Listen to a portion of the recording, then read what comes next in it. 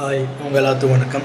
தமிழ்நாடு 2026 நம் கடைசி இறுதி கட்டத்தை இறங்கிருச்சு. இன்னையோட தேர்தல் பிரச்சாரம் 10 நிமிஷத்தில் முடிய போகுது.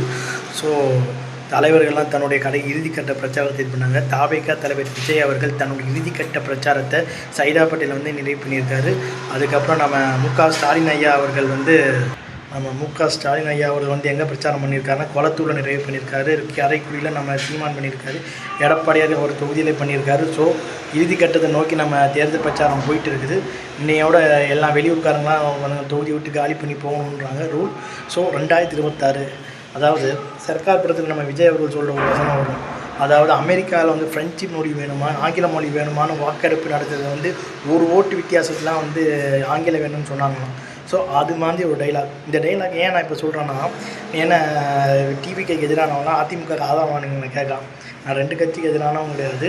ஸோ ஒரு ஜென்ரல் ஒரு சேனல் வச்சு நான் சொல்லலாம். ஸோ இப்போ நான் என்ன சொல்ல விரும்புகிறேன்னா, இப்போ நீங்கள் இப்படி பண்ணுறீங்க.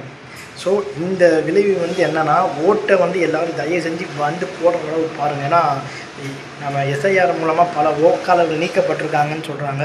ஸோ இந்த வாட்டி வாக்காளர் அதிகமாக இருக்குது, வாய்ப்புகள் அதிகமாக இருக்குது. ஏன்னா இறந்து போனவங்க வாக்கெல்லாம் நீக்கிறதுனால வாக்கு சதவீதம் கரெக்டாக துல்லியமாக வரும்னு சொல்கிறாங்க. அது எப்படி நமக்கு சரியாக தெரியல. ஸோ உங்கள் வாக்கை நீங்கள் தயவு செஞ்சு விற்காதீங்க காசுக்கு. உங்களுக்கு பிடிச்ச கட்சிக்கு போடுங்க, இல்லை நோட்டாக கூட போடுங்க. உங்கள் வாக்களிப்பது உங்கள் ஜனநாயக கடமை. தயவு செஞ்சு உங்கள் வாக்கை நீங்கள் வீணாக்காதீங்க. உங்கள் ஜனநாயக கடமை விரைவில் நீங்கள் செய்யுங்கன்னு சொல்லி என் வீடியோ நான் முடிச்சுக்கிறேன். உங்கள் நேர்ப்பு முத்து பிரகாஷ் பாய்.